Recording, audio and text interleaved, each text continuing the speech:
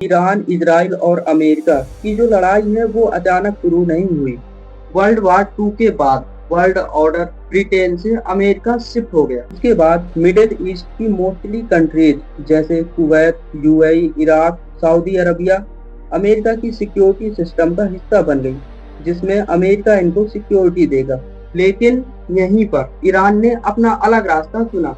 1979 की Islamic revolution के बाद आयतुल्लाह खमेनी पावर में आए। उन्होंने क्लियर कर दिया कि ईरान अपने रिसोर्सेज पर किसी फॉरेन पावर का कंट्रोल नहीं चाहता।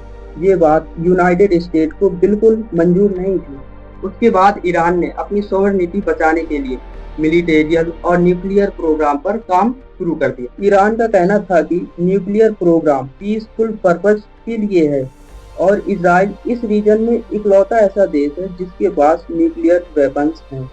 इजराइल नहीं चाहता कि उसका कोई पड़ोसी उससे ज्यादा पावरफुल बने, खासकर न्यूक्लियर के मामले में। पूरे गल्फ रीजन में न्यूक्लियर बैलेंस बना रहना इजराइल के लिए बहुत जरूरी है। अगर ईरान न्यूक्लियर पावर बन जाता तो ये बैलेंस टूट जाता, जिसकी वजह से इजराइल की इंटेलिजेंस एजेंसी ने ईरान के ट्रैफिक कैमरों को हैक करके उसकी गतिविधियों पर नजर रखी। अभी ये जो इजराइल और यूएसए ने ईरान पर हमला किया है, जिसमें खामेनी के लोकेशन का पता चलते ही इजराइल ने ईरान पर कई हमले किए हैं और इन्हीं हमलों में अली खामेनी की डेथ हो जाती है। अमेरिका और इजराइल ने मिलकर ईरान पर फुल स्किल मिलिट्री अटैक शुरू किया था। ऑपरेशन का नाम दिया epic fury operation. Tehran, Isfahan, Qom, Kermanshah और भी कई जगह बॉम्ब गिराए गए हैं।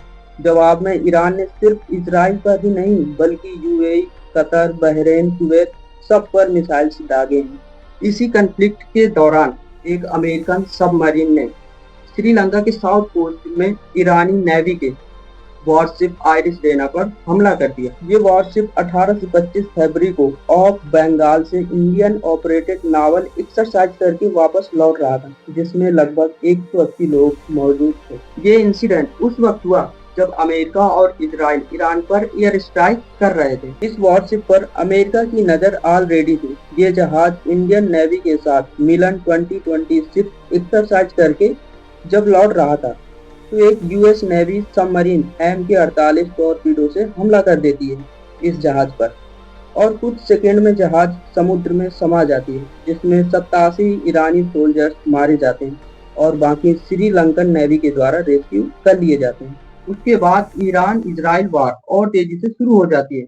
ईरान की राजधानी तेहरान के साथ साथ सभी मेजर शहरों पर हमले हुए हैं। अमेरिकन फोर्सेस ने ईरान के 2000 से भी ज्यादा टारगेट्स पर बॉम्ब्स गिराए। ईरान का लगभग हर कोना बॉम्बबारी की चपेट में आ चुका है। दूसरी तरफ ईरान ने भी मिडिल ईस्ट के 9 देशों के 27 यूएस मिलिट्री बेसिस पर मिसाइल्स बरसाई हैं। हालांकि इनमें से ज्यादातर हमले इंटरसेप्ट हुए हैं। कुवैत में 3 यूएस फाइटर जेट्स क्रैश हुए हैं, जिसका कारण फ्रेंडली फायर बताया गया है। ईरान के हमलों में कम से कम 6 अमेरिकन सोल्जर्स मारे जाते हैं। इजराइल में भी ईरानी स्ट्राइक से तेल हबीब में 40 से ज्यादा बिल्डिंग डैमेज हुई है। दूसरी तरफ ईरान में यूएस इजरायली स्ट्राइक की वजह से हजारों लोग मारे गए हैं और जो हमले ईरान ने गल्फ स्टेट्स में किए हैं उनमें 9 लोग मारे गए हैं।